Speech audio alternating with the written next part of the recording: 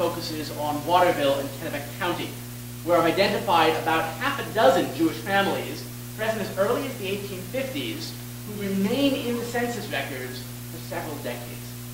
I only know the story of one of those Jews.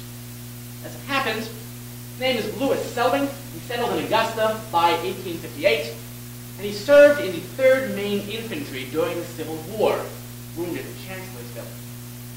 After the war, Selbing sold fruit and candy from a stand near the State House, always wearing his Army uniform.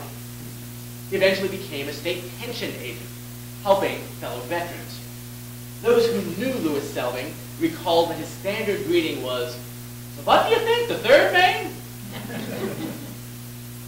We know a lot more about the Jews who, starting in the 1870s, came to Maine from Eastern Europe.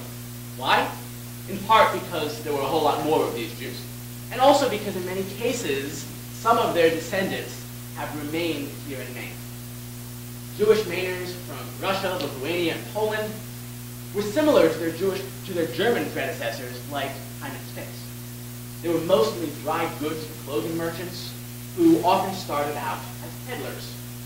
The choice to move to Maine, however, was especially unusual in the late 19th and early 20th centuries. This was the era of industrialization.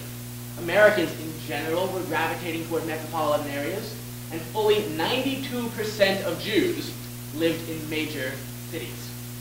So why did Jews end up in Maine? Here's the story Milt Adelman tells about his father, Chaim. He decided to get away from the Tsar and made his exodus through Ellis Island to this country. He grew up on a ranch in Russia and arrived in New York and spent a year working at a hardware store. But he didn't like it because he wasn't used to the city life. And he asked where he could go where it was a more similar climate to where he came from.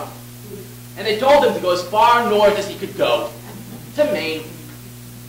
So he took his savings and got on a train and went to Holton, Maine, which was as far as the train went at the time.